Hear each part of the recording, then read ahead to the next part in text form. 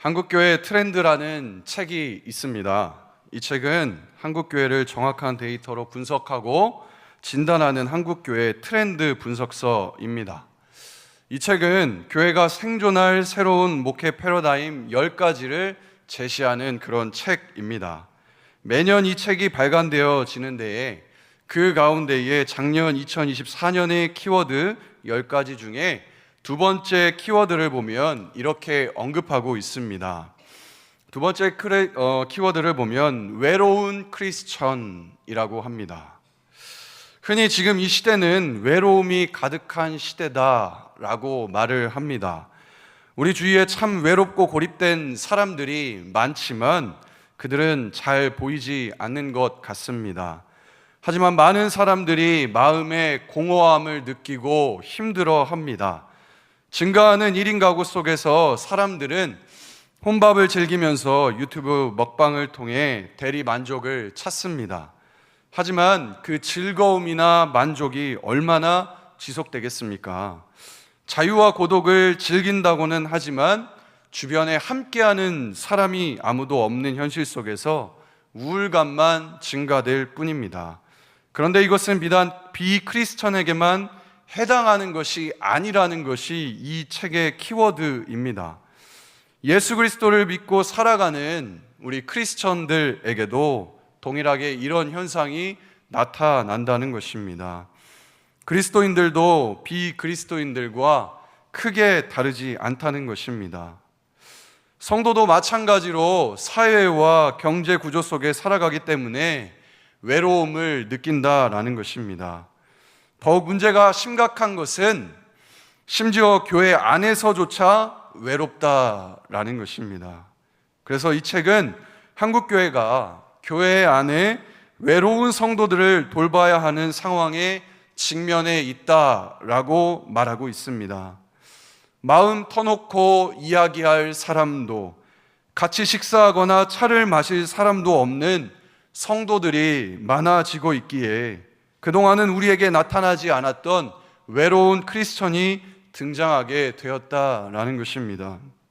이것이 지금의 현재 이 시대의 교회의 모습입니다. 다시 말하면 이 말은 내 주변의 가족과 친구 또는 우리 구역원 또는 내가 속한 공동체의 이야기가 될 수 있다는 것입니다. 그래서 우리는 나의 신앙만을 지키는 것이 아니라 주변에 이러한 사람들이 없는지 살펴보아야 합니다. 특히 신앙 공동체에서 진정한 위로가 필요한 사람이 누가 있는지를 우리는 살펴보아야 할 것입니다. 그리고 내가 받은 주님의 사랑과 위로가 되어 주어야 합니다. 서로 함께 위로받고 위로를 얻을 수 있는 교회가 속한 공동체가 되시기를 주님의 이름으로 간절히 소망합니다. 하지만 우리가 또 간과하지 말아야 할 중요한 것이 있습니다. 그렇다면 우리의 참된 위로가 무엇인지를 올바르게 아는 것이 또 중요하다라는 것입니다. 왜 그렇습니까? 참된 위로를 맛본 사람만이 진정한 위로를 베풀 수 있기 때문입니다. 오늘 본문을 보면 사도 바울은 자신이 하나님의 위로를 맛보았고 고린도 교회에 하나님의 위로를 전하는 장면을 우리가 살펴볼 수가 있겠습니다. 사도 바울은 그 누구보다도 위로가 필요했던 사람이었습니다. 고린도에서 1년 6개월을 고린도 성도들에게 하나님의 말씀을 가르치며 고린도 교회를 설립한 것이 바울이었습니다. 그런데 고린도 후서를 쓸 당시에는 고린도 교회 성도들이 바울을 의심하기 시작합니다. 그는 복음을 전하기 위해 가난했고 또 보잘것없는 형편에 놓여 있었기에 고린도 교회의 성도들 중에는 부유하고 언변이 좋은 사람들을 따르는 사람들이 많아지고 있었던 것입니다. 뿐만 아니라 그는 누구보다 복음을 위해 헌신하고 핍박을 받았던 그런 사람이었습니다. 8절과 9절 말씀을 보면 그는 복음을 전하다가 심한 고난을 당하여 살 소망까지 끊어졌을 정도로 힘들어 사형 선고를 받은 줄 알았다고 고백할 정도로 어려움에 처했던 것이 바로 바울의 모습이었습니다. 우리가 살다 보면 정말로 우리에게 힘든 순간들이 살면서 있지 않습니까? 그런 순간에 우리는 죽을 것 같이 힘들다라고 말할 때가 있습니다. 사도 바울이 고백하는 이 말이 바로 정말 죽을 것 같이 힘들었던 그의 모습을 대변하는 그러한 순간이었다라고 고백하는 것입니다. 이런 그에게는 무엇이 필요했을까요? 바로 참된 위로가 그에게는 필요했습니다. 모든 상황과 환경, 이 고난과 핍박 가운데에 이겨낼 수 있는 그러한 참된 위로가 그에게는 필요했던 것입니다. 그리고 그는 깨닫게 되었습니다. 죄인 되었던 나를 만나주셨던 그 주님, 만삭되지 못했던 나를 만나주시고 나를 자녀 삼아주셨던 그 주님, 그 주님께서 주시는 위로가 자신의 모든 상황을 뛰어넘는 참된 위로가 된다는 사실을 그는 깨닫게 되었다라는 것입니다. 그리하여 그는 이렇게 고백합니다. 우리 4절과 5절 말씀 우리 다 같이 한번 읽어보도록 하겠습니다. 시작. 우리로 하여금 하나님께 받는 위로로서 모든 환난 중에 있는 자들을 능히 위로하게 하시는 이시로다. 그리스도의 고난이 우리에게 넘친 것 같이 우리가 받는 위로도 그리스도로 말미암아 넘치는도다. 아멘. 4절 말씀을 보면 하나님은 어떤 분이십니까? 하나님은 이런 분이십니다. 우리 주님은 내가 겪은 모든 환난 중에서도 나를 위로해 주시는 하나님 되심을 믿음으로 고백하시기를 간절히 소망합니다. 또한 그 주님은 나의 모든 고난뿐만 아니라 모든 환난 가운데에 있는 사람을 능히 위로하실 수 있는 하나님 되십니다. 그 하나님을 고백하는 것입니다. 모든 환난 중에 있는 사람들을 위로해 주시는 믿는 자들의 아버지가 되신다라는 사실을 바울을 통하여 우리에게 말씀해 주고 계십니다. 우리의 삶 가운데에는 어떠합니까? 우리의 삶 속에도 때로는 하나님을 믿고 살아가는 것이 힘들 때가 있습니다. 낙심이 될 때도 있습니다. 관계에서 오는 허탈감을 우리도 동일하게 느낄 때가 있습니다. 또 억울할 때가 있습니다.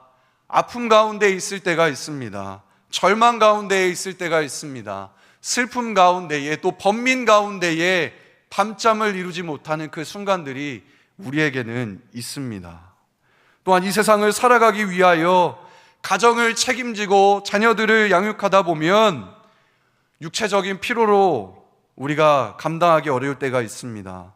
또 이로 인해 짊어져야 하는 질병들이 우리를 괴롭힐 때가 있습니다. 우리의 삶을 바라보면 위로가 될 것이 없는 것 같아 보일 때가 우리는 있다라는 것입니다. 그리고 상황에 따라 우리의 믿음이 연약해지거나 흔들릴 때가 있어 보이는 것이 우리의 삶이라는 것이죠. 제게도 이런 상황이 있었습니다. 2023년부터 25년 2년 동안 저에게는 참 많은 일들이 있었습니다. 2명의 새 생명이 탄생했고 또 2명의 사랑하는 이들을 하나님 곁으로 떠나 보내야만 했습니다. 첫째가 태어나고 한 달이 채 되지 않아서 기쁨을 누릴 겨를도 없이 장인어른께서 췌장암이 발병되셨습니다. 그때부터 온 가족이 함께 동원되어 병간호를 비롯한 많은 것들을 함께 나누어서 짊어져야 했습니다.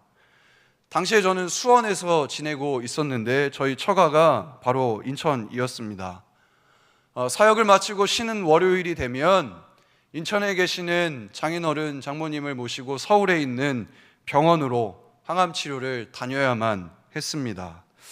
1년이 넘는 기간 동안 쉬는 날 없이 온 가족이 함께 인천을 왕래하고 서울로 병원을 모시고 또 계속해서 반복되는 그러한 일들이 있었습니다. 그리고 저희 장인어른은 1년 6개월 동안 치료를 받으셨지만 결국은 하나님께서 우리 장인어른을 불러주셨습니다. 그런데 그때에 저희 아내는 둘째를 임신하고 7개월이 되었을 때였습니다.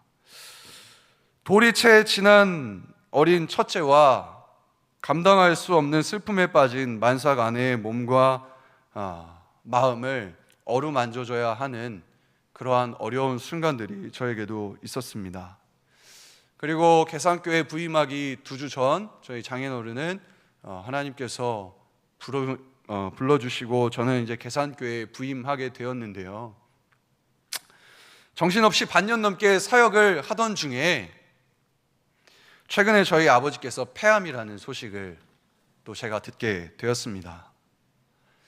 2023년부터 25년까지는 저에게 기쁨과 슬픔과 어려움과 참 애통함이 많은 그러한 다사다난한 2년이었습니다.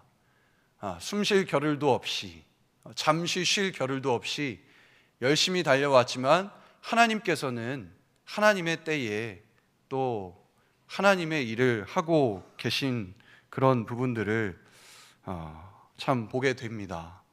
이런 상황에서 제가 스스로를 의지할 수 있겠습니까?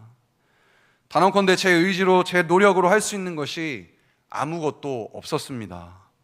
그저 제가 할 수 있었던 것은 사도 바울의 고백처럼 내 주 예수 그리스도의 하나님 아버지는 한량없는 자비를 베푸시는 나의 아버지가 되신다라고 말씀하신 그 약속, 모든 환난 가운데에 너를 위로해 주시겠다 말씀하신 그 약속이 저를 이 자리에 하나님의 은혜를 선포할 수 있는 유일한 위로가 되는 그런 위로였습니다.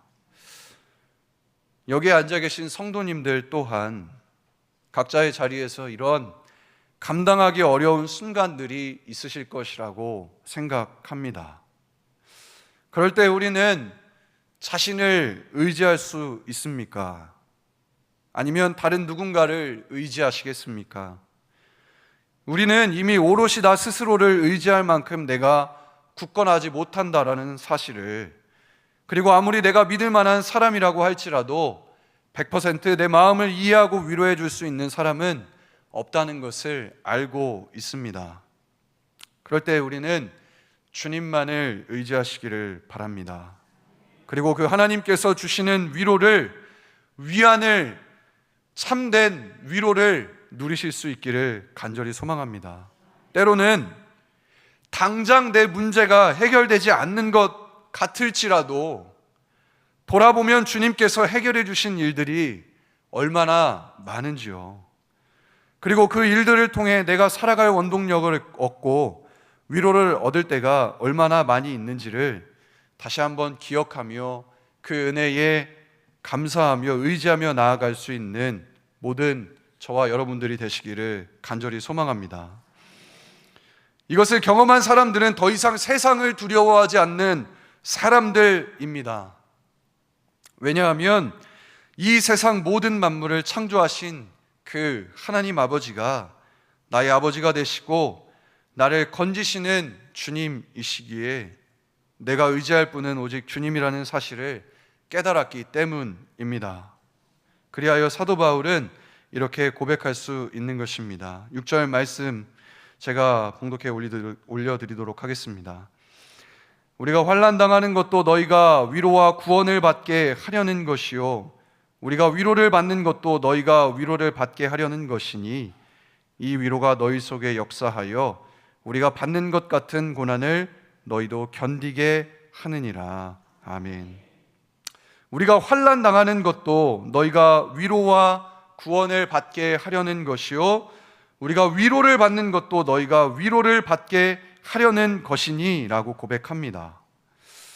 그리스도를 위하여 환난을 당하는 것도 그 모습을 보고 사랑하는 고린도 성도들에게 소망의 확신으로 말미암은 위로와 구원을 받게 하기 위함이라는 것입니다. 나에게 주신 위로도 주 안에서 한 가족이 된 고린도 성도들에게 위로를 주기 위함이라는 것입니다. 이것이 주 안에서 한 가족이 된 교회의 모습입니다.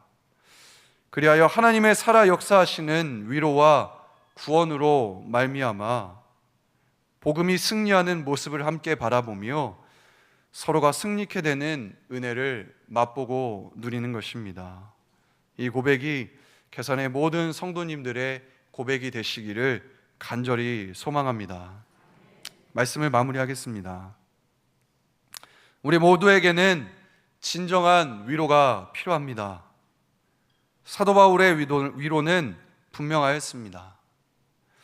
수많은 고난과 박해 그리고 위험과 위협 가운데에서도 그의 참된 위로는 내 삶은 내 것이 아니요 내 안에 계신 그리스도의 것이다 라는 것이었습니다. 우리의 고백도 동일한 고백입니다. 내 삶은 나의 것이 아니요 나의 주 그리스도의 것입니다 라는 것이 우리에게 위로가 된다라는 것입니다. 그렇기에 그는 그 수많은 위협과 환난과 핍박과 어려움 속에서도 찬송하리로다 라는 고백으로 주 하나님을 찬송할 수 있었다라는 것입니다. 우리는 스스로에게 질문해 보시기를 바랍니다. 오늘 나의 삶 가운데에서도 이것이 진정한 위로가 되고 있습니까? 오늘을 살아가는 우리에게도 이 분명한 사실이 어떠한 상황 가운데에서도 우리에게 참된 위로와 위안이 되어주신다는 사실을 기억하시기를 간절히 소망합니다. 그리하여 그 은혜로 살아가시는 여기 계신 저와 모든 여러분들 되시기를 주님의 이름으로 간절히 소망합니다. 기도하겠습니다.